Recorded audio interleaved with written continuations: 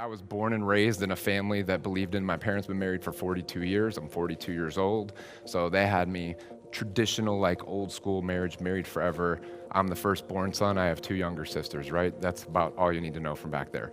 That's the family that said, go get a good job. And a lot of you may have heard some of these similarities, because I think there's a lot of similarities across people in general, right? Go get a good grades in school. We think that leads into great college education, great job, and then that means you'll be set for life and you'll have more than I do as your parent, right? And being a parent now, I can really feel that that's a true statement, that most parents want something similar to that, and that's the path that we get led down in life. So that was my path. At 18 years old, I watched a Russ Whitney commercial and said, wow, that's fucking amazing.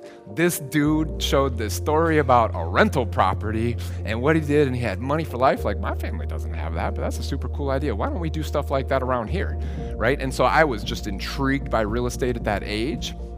And now I was also at the time through high school intrigued by health. So I love sports, played a lot of sports in high school, martial arts, all that stuff.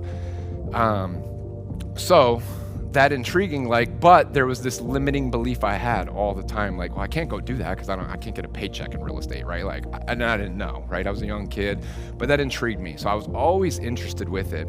I went out and tried to do all kinds of other things, and looking backwards, all the things that I did led me to where I'm at. They all connected a dot. Now I can look back and say, man, that shitty time in my life was that, and you'll be able to do this too. If you really get crystal clear about where you are, and I've gone through some timeline events to break down what your life was and what are the patterns you've repeated in your life, because just like the real estate market has cycles, so do you. Your life has cycles. You have patterns that if you went back to when you were a child to where you are today and looked at it, because I've done it, I've hired coaches to take me through stuff like that, it's an eye-opening experience that your life actually has repeatable patterns that you've done. So I give you some of that because I think there's some true points for all of us in that we all need to take away from that. Because until you recognize that that's really what's holding you back, are limiting beliefs that you didn't create but someone put on you, right? Your family, your friends, your environment. So you hear a lot of, and a common theme too, you hear a lot of successful people say, get around a different circle. That's a hard one to swallow, right? I have some really, really good friends that I would say are my brothers from different mothers, right? And we've been through some crazy stuff together, and I would do anything for them. But I hit a point in life where I literally had to walk away from them. If they called me and they needed something immediately, I probably would, or I just had a situation like that and I had to tell them no.